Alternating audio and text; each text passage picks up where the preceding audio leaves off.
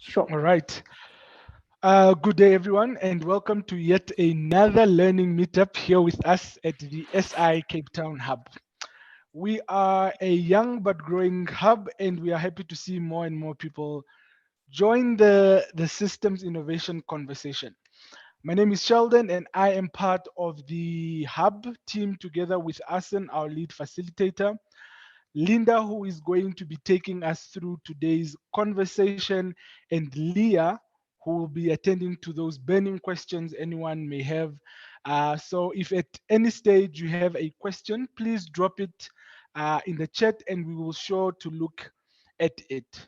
On today's agenda, we are focusing on two guides, the systems inquiry and the systems modeling, as a means to at least at a high level capture the as is and ins and out of a system. The session today will be twofold. Firstly, a quick conversational presentation on key concepts relating to systems modeling, followed by an activity that will see us applying this in practice. So without further ado, it's over to Linda to kickstart this interesting conversation. Thank you so much, Sheldon. Yeah, I need to move my screen here to, sorry, give me a moment. Oh.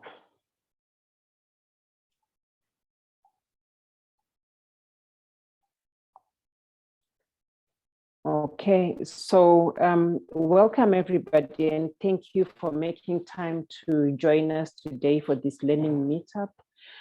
We're going to talk about systems inquiry and systems modeling, and for the systems inquiry guide, we'll quickly talk about the system modeling, where we're talking about the basic language of modeling a system. Then systems mapping, where we just talk about the causal relationships and feedback loops within a system, looking at the elements and their relationships. And then actor maps as well as multi-level maps. But remember, as Sheldon mentioned, this is just a high-level kind of conversation because we cannot go through the whole guide today. And I'm hoping that some of us got the opportunity to go through the reading materials. So we'll start by the systems inquiry. And I think as the word inquiry itself explains, basically it's about trying to understand and mapping out a given system in a comprehensive fashion. And here we're thinking about a complex system, especially because that's where we are finding it quite difficult to intervene, but also understanding that before you intervene, before you take any action in any system, you need to have a deeper understanding of what it is, like a holistic understanding, looking at the view of the overall workings of that system, what are the elements within that system, how are they related, and how are the relationships acting out, and what are the results of those interactions between those elements. And what is also important to note is that systems inquiry differs from systems thinking or systems change. So systems thinking is really theoretical and abstract in nature. And systems change is about influencing a given system to see it a certain change. But inquiry now is about listening to the system so that you gain an understanding of how it works before you try to do anything, before you try to intervene in any way. And also listening, I think if we have to look at it from an individual perspective of how we interact as people, when you are listening, it is also very good to listen from an unbiased sort of perspective. So when you're listening to a system, there is nothing that we're not looking at what is bad, what is good. We're just looking at the system as it is, trying to see what is happening within the system, and then from there now figure out how to move forward and intervene if there's need for intervention. Okay, and remember I mentioned that after looking at the model, we're going to look at systems mapping also from sort of, we're just brushing through this. So systems mapping is important because it helps us to view the system as a whole. So you sort of zoom out and manage to see the system and the elements and everything that is happening within the system. And then you're now able to listen to the system. Then it also helps us to analyze the structure, mapping the linkages between the different elements.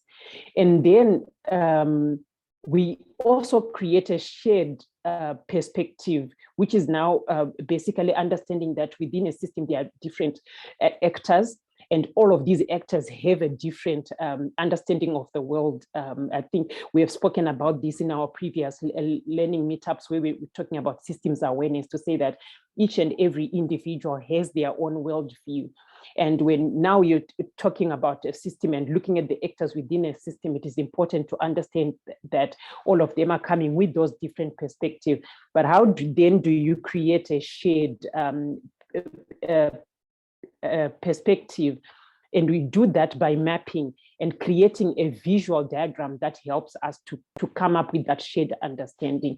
And then, of course, after that, it's now quite easy to start thinking of a course of action to take based on that shared understanding. And you've also reviewed the points of intervention and consensus on the action.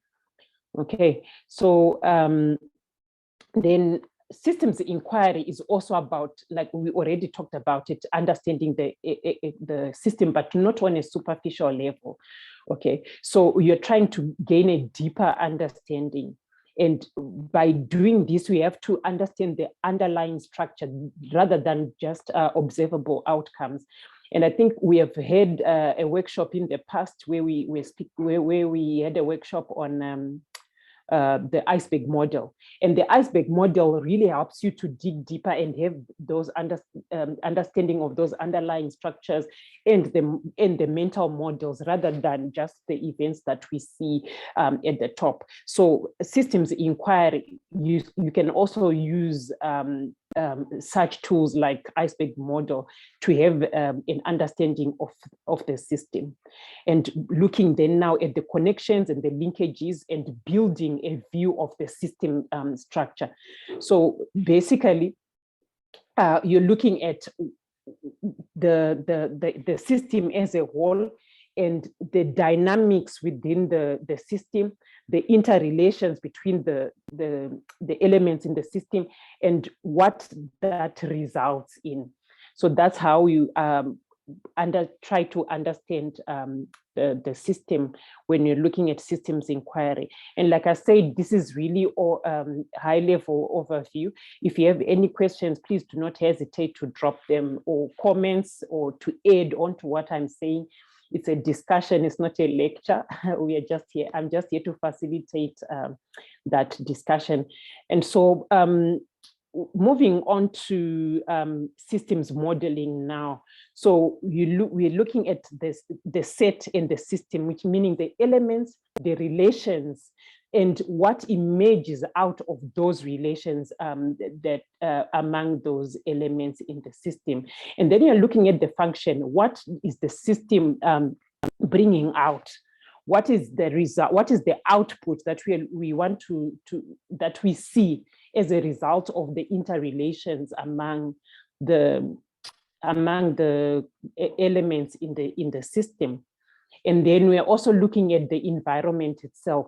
So depending on what kind of system that you are looking at, you are modeling or you are mapping, there's an environment, and which is the boundary, which helps you to set the boundary. So some systems are simple and very small. For example, we can be looking at an organization, maybe a small organization, maybe a big organization, and we are able to clearly see the boundary for such. But other complex systems, like the one that we're going to try and map today, the energy system, it might be a little complex and the boundary might actually be larger. But for the purposes of modeling and mapping, it would be good to sort of identify your own boundary.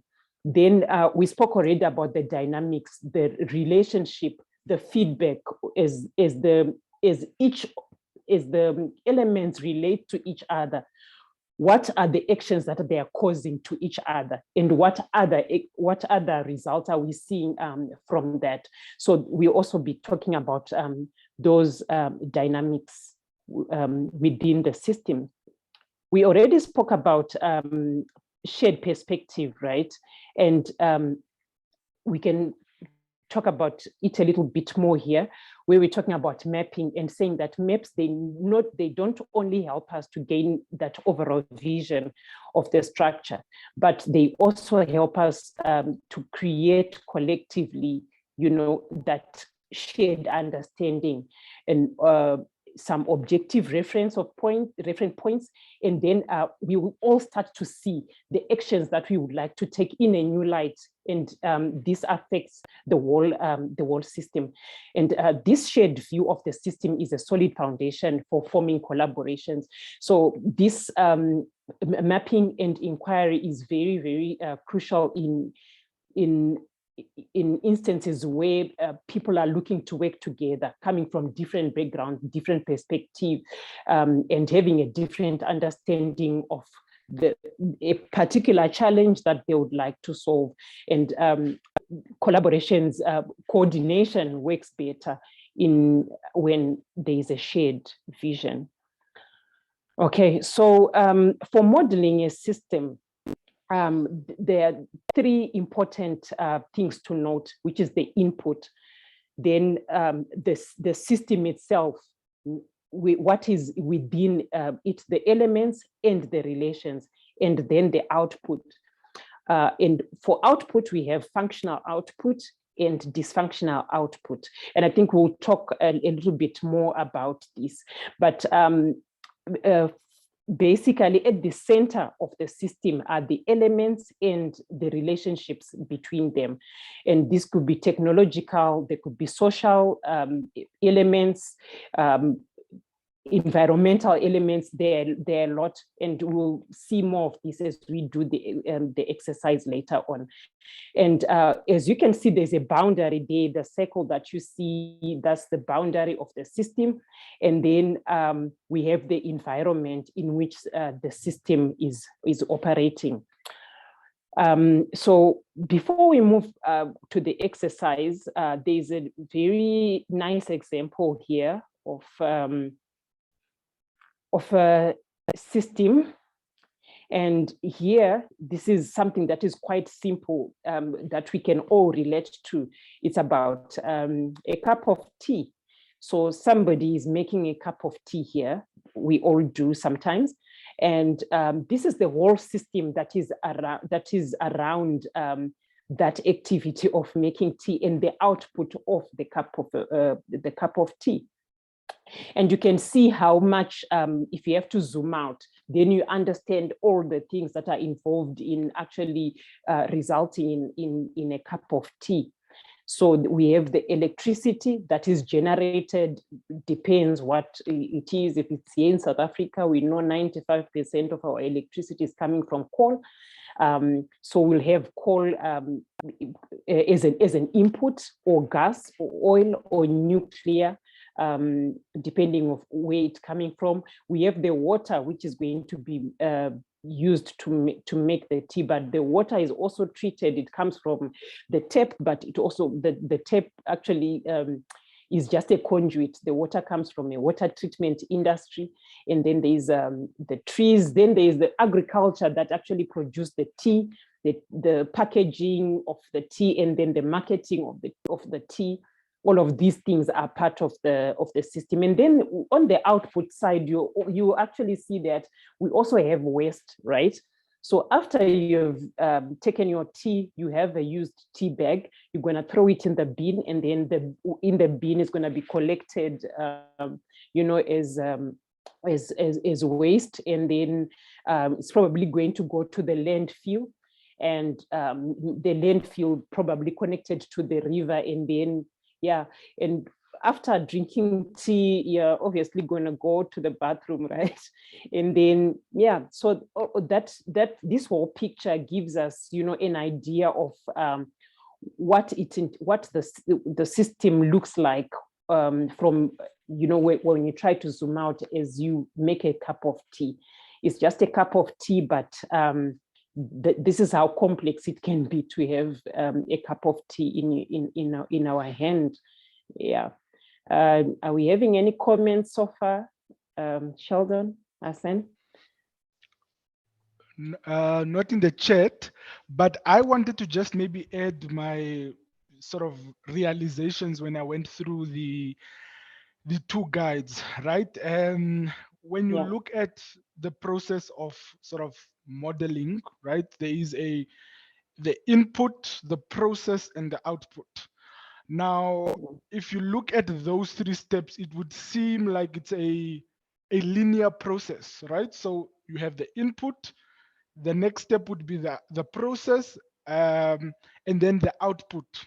But when you have an opportunity to really model the system really as it is, you will then start to appreciate the level of complexity the process at least takes up, because of the different elements that would be involved and the relationships that sort of contribute to either a functional output or a dysfunctional output. So from a distance, it would seem like there is a linear process of input, process, and output. But with this modeling, you get that appreciation of the complexity of the system that you are really, operating. Another thing, I don't want to take a lot of time, as problems, right? Societal problems are also a outcome of the makeup of the system, right? So I might have thought of problems as a thing outside of the system that needs to be solved, but problems in and of itself is part of the system, and comes out of those relationships of the elements at the end of the day. So those are sort of two things that sort of I picked up from going through the guides. I don't know if anybody else wants Thanks to very add. much, Sheldon. Yeah. Yeah, thank you, Sheldon. Yeah, of course, a simple system would be easy to model because there's probably very few inputs or maybe one input into the system, and then very few elements within the system, and the relationships between those systems are easy to identify, and you can see the result of it. But when it comes to complex systems, even the boundary, like I mentioned earlier on, it's also difficult to set, because you're dealing with a complex system. So you sometimes then get to a point where you don't really get to say, where is the boundary of the system?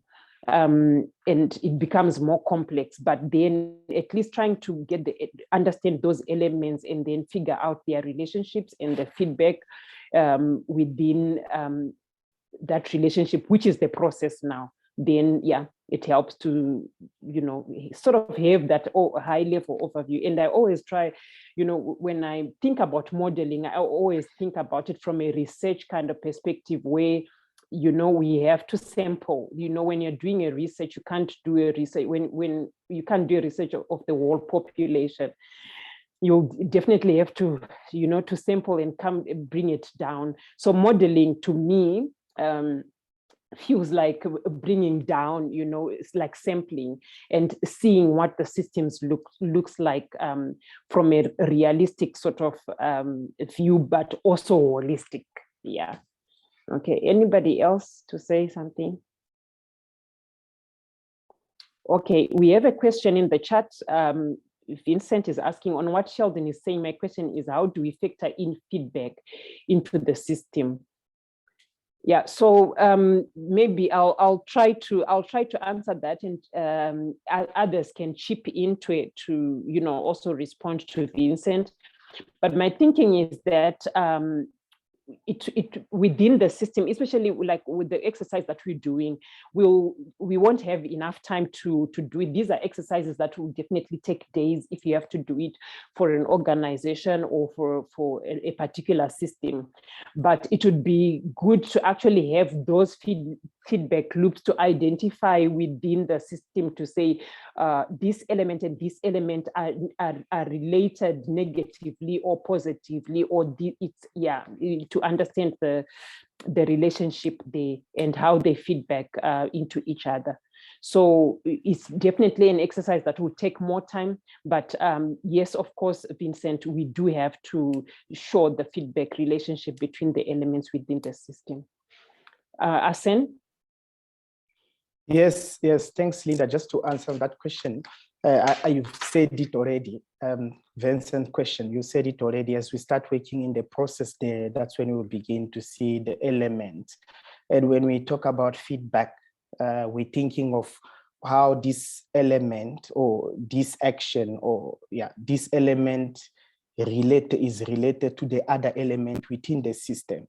And you were talking about feedback, be it reinforcing, or now when we talk about feedback, reinforcing feedback loops, then you can see that an action taken or an activity done in this particular system here, he can be related to another activity. And the more you do it, the more also it can reinforce that action. So it becomes clear when you start working at the process level.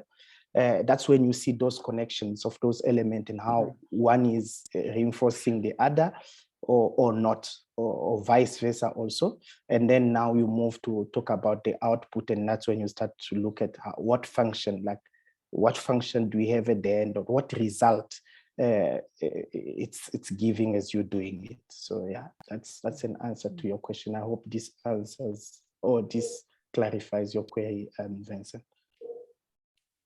Thank you so much, Asen. I've dropped the link to the Miro board in the chat, so we can all jump into, the exercise.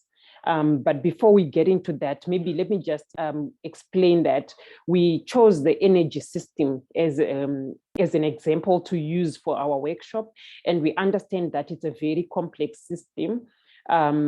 And also different countries, they've got different things going on.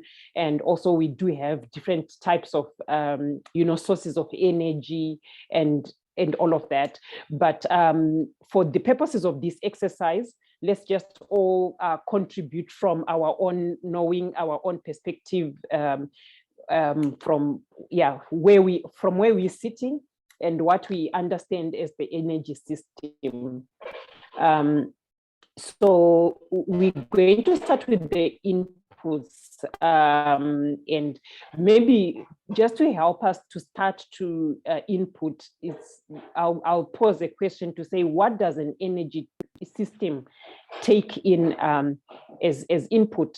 So, and we can refer back to the T example that we had earlier on. You remember that there is inputs on the left side, and these inputs mostly are coming from natural resources in this instance, like in the energy space. So I would put coal. Oh yeah, somebody already put coal there. Yeah. So yeah, we can take some time, a few moments to just give input there to say what are the inputs we need for an energy system.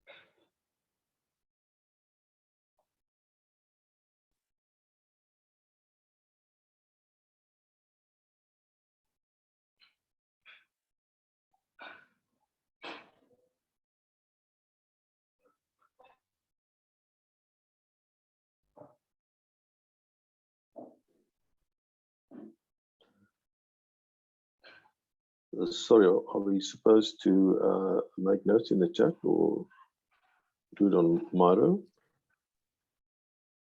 Or in the model, Mario, so there's, if you look in the Okay. chat, I dropped in the link to the board, Yes. so you Okay. can join us on the Yeah. board. Yeah, yeah. I've You been can join us. having a bit of hassles with it. I'll try again because it says this board is no longer shared or has been removed. But let me try again. Okay. Okay. Right. Okay. Okay. Try again. If not possible, No. yeah, we can. We can still pick up your comments. I might be the only person with that problem. Yeah, it looks like, because I see a few people. I'm also trying to find. I'm also trying to find my way in it. Let me just see. Oh, okay. Because it's also. Let me just see. Asen, can you check if the board is open for everybody to join? Yes, it should be open. It's open to everybody. Okay. Thank you. Thank you.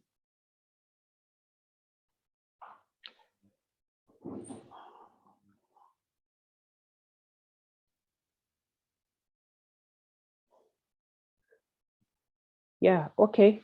Does somebody want to talk about capital or any other input that they wrote and tell us about it? Like, how does the energy system take that as an input? Well, I put capital because I know that as before you start working in that system, I mean, one of the investments that people put in place is putting a bit of money for you to be able to produce or to process whatever resources that you need. So that's kind of investment. That's what I call capital. But I see other people are putting coal, which is true, because it's true coal that people can later on then process, but I don't want to jump into getting there. So to me, what I see people are putting is looks quite good. I see Stephen is saying that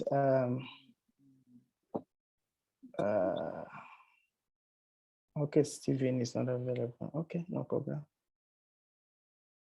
You can't join the Miro board and engage properly. It will stay on the call. Okay, so then you can drop your ideas here. Stephen, please, if you have some ideas, you can just type them and one of us will just copy it and post it for you if you have some input on why. And I think this also applies to everybody who's struggling to type or engage with the Miro board. Feel free to drop your ideas. We can always post it for you. Thank you.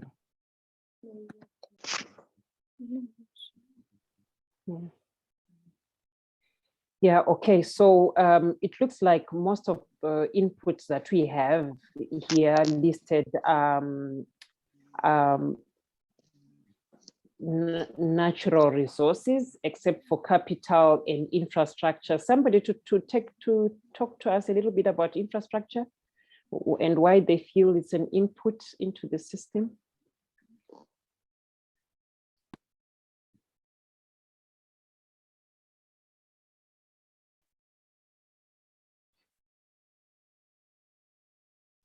Yeah, and I'm asking that question because sometimes there are things that will be happening within the system as a result of, you know, the inputs and as part of the process. So it's also, sometimes it gets a little confusing. What is input and what is part of, what are the elements for the process?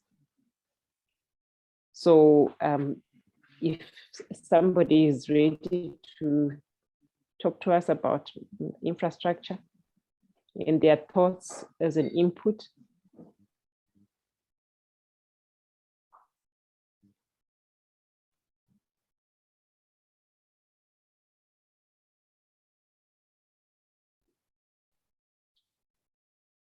I would think infrastructure, to me, I think infrastructure would be, I wouldn't put it under input.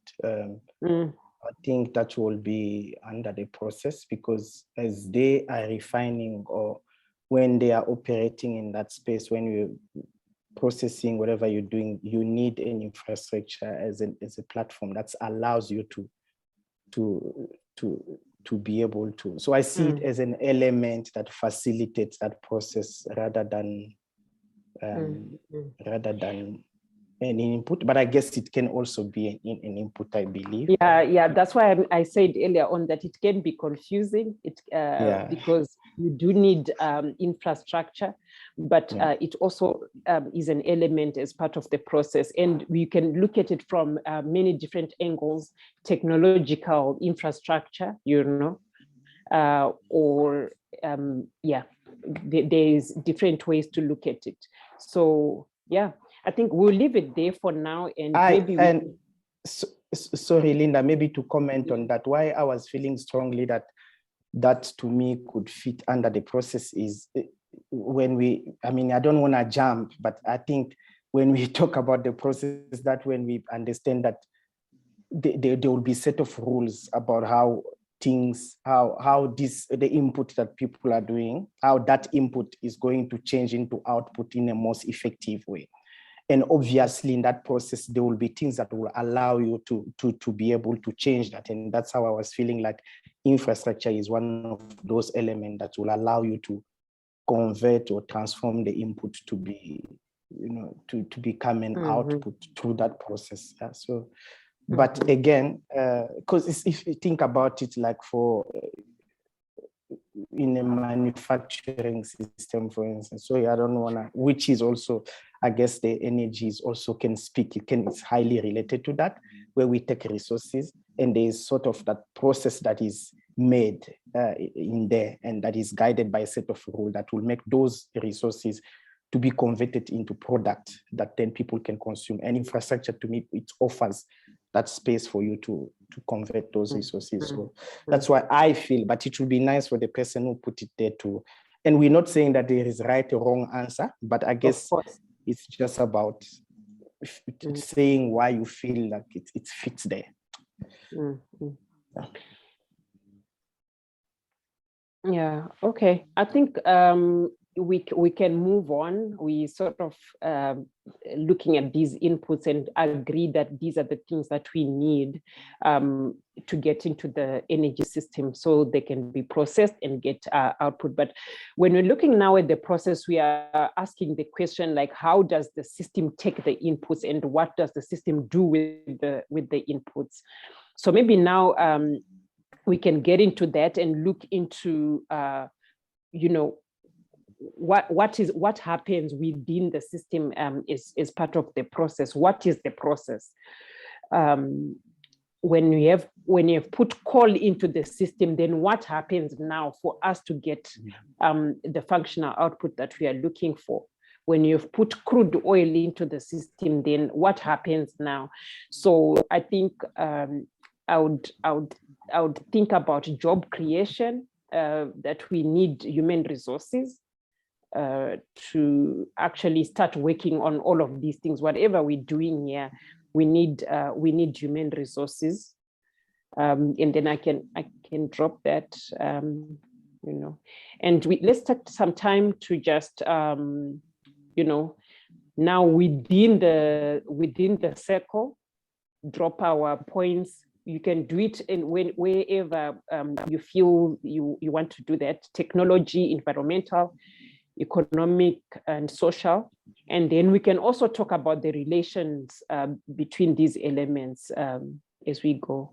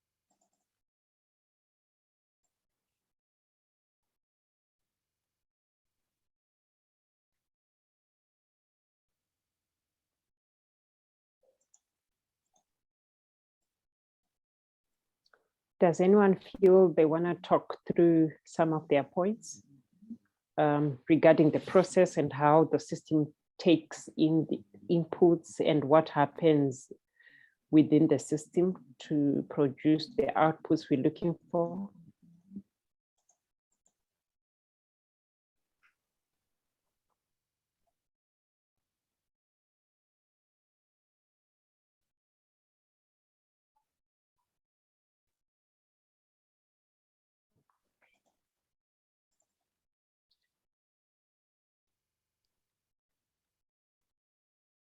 Policy, yeah, I feel policy is central, right, to the energy system because of, you know, its ability to regulate how power is distributed.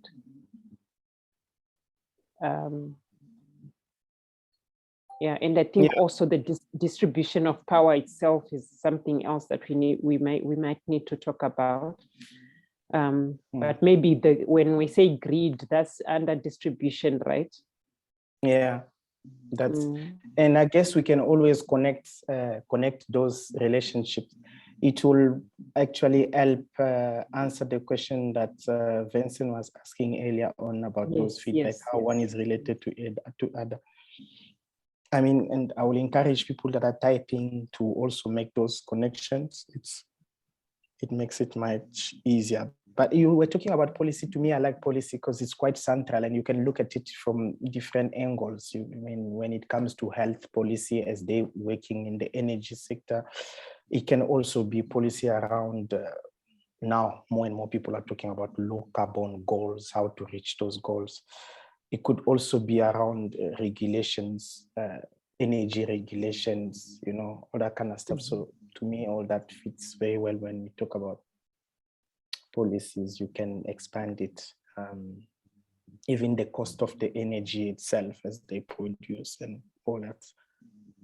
It's quite linked to policy.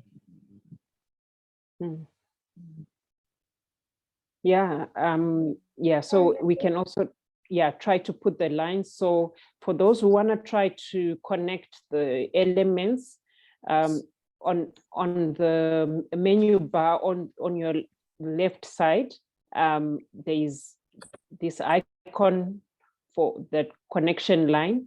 So when you click there, it will give you an option for a line, and then you go to the sticky note where you want to click like that, and then it will take you to, you know, where you want to go, where you want to make the connection. So yeah, you can actually put the lines, and that will answer Vincent's question earlier on about the feedback, the relationships among the elements within the system. Sorry, Linda, I just want to tell Stephen that he can access the Miro board on the link I've sent. And if you can't, you can just type it in the chat box and we can chat about it from there. Is that fine? Yeah, sure, yeah. Sorry, Stephen came a bit late, so you're just requesting for the link for the Miro board. Thanks for picking that up, Lee. Thank you, yeah.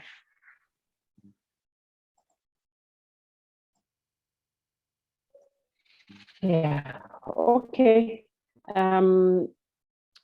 Economic growth, and does anyone want to talk about industrial action? I think that's industrial action or industrialization, sorry. Economic growth and industrialization. Yeah, sorry, that was me, Linda. I wasn't too sure if that would be an element, but I was just thinking about how these would create jobs, job creation, and then obviously the overall economy inspired that. So that was my underlying thinking. I'm not too sure if I was correct in thinking that would be an element or that would be an output. Yeah. I was exactly. I was a bit confused, sorry. No, it's fine. It's totally fine. You see that's the reason why we have these as meetups and discussions rather than lectures and lessons. So basically we go through it together and we see what makes sense for us. Yeah.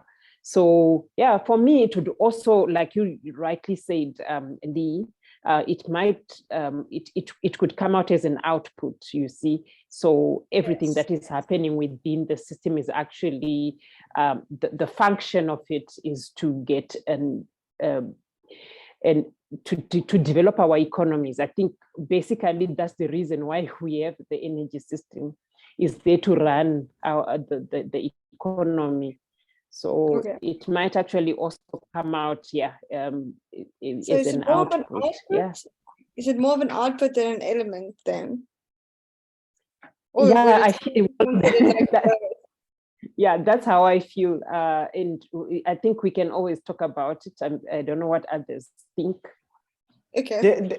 The simple way I find for me to figure out that question that might be tricky is when we talk about process, it's really about thinking how a system is going about performing a function, a particular function within that environment. So we know, for instance, as we are saying, that the energy system exists within the economic system. Linda, you were even saying it the other day in the meeting, that it's there to actually help the economy to grow.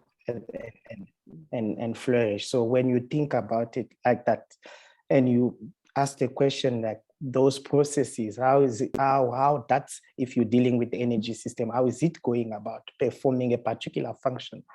And that's how it becomes easier for you to choose whether this is an element or this is an action or this is an output, so on and so forth. Yeah, so that's just a comment on to make. Yeah, so this sounds like something that we can just put out here, right? Yes, thank you, awesome, thank you, Linda. Yeah. Okay. SDGs. Does someone want to talk about SDGs?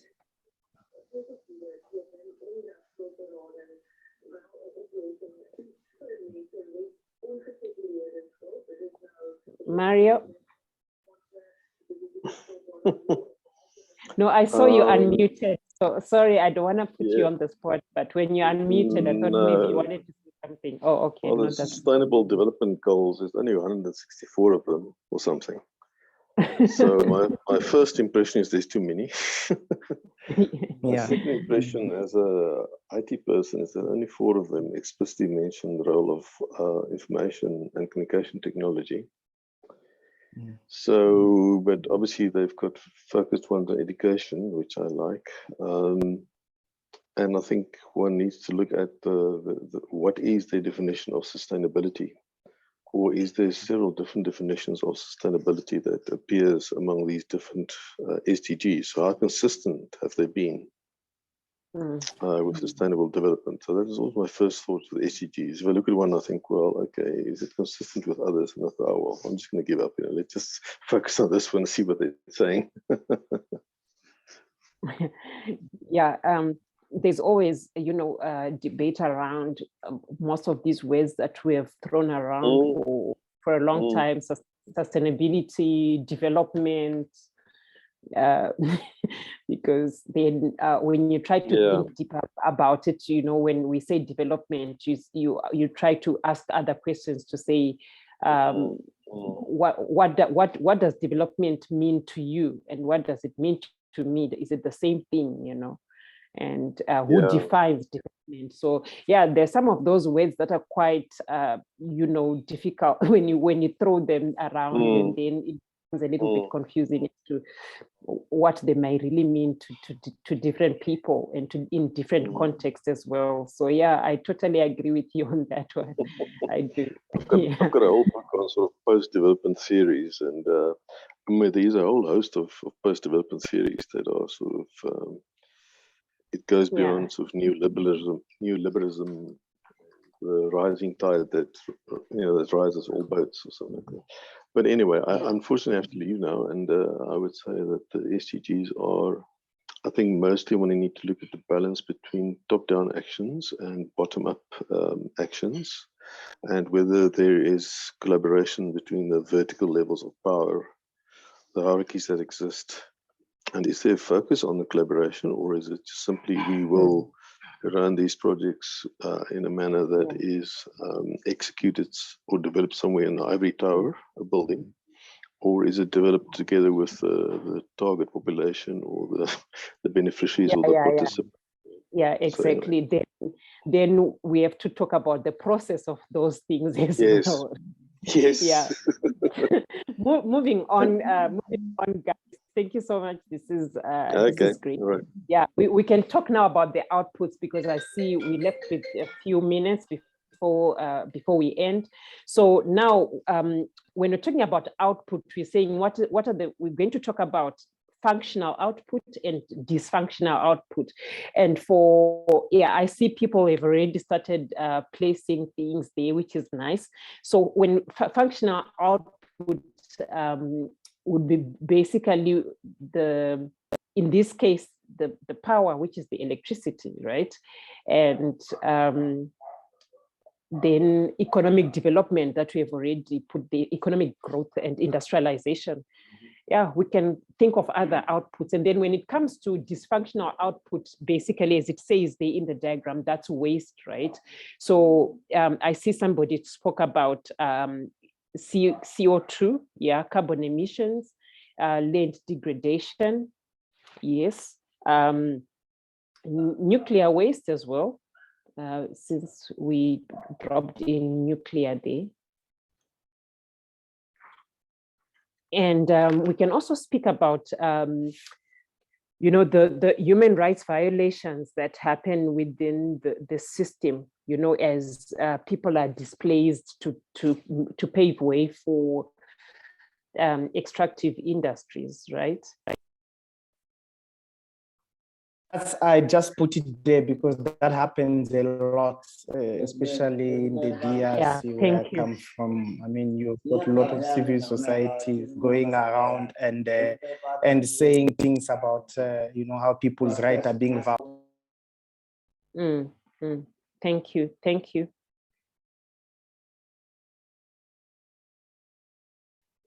And health challenges also that come from air and water pollution,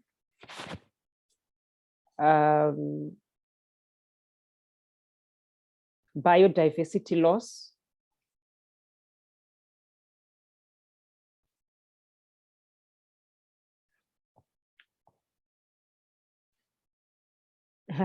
it looks like we've got more dysfunctional outputs of this system. Is that right, guys? More than functional.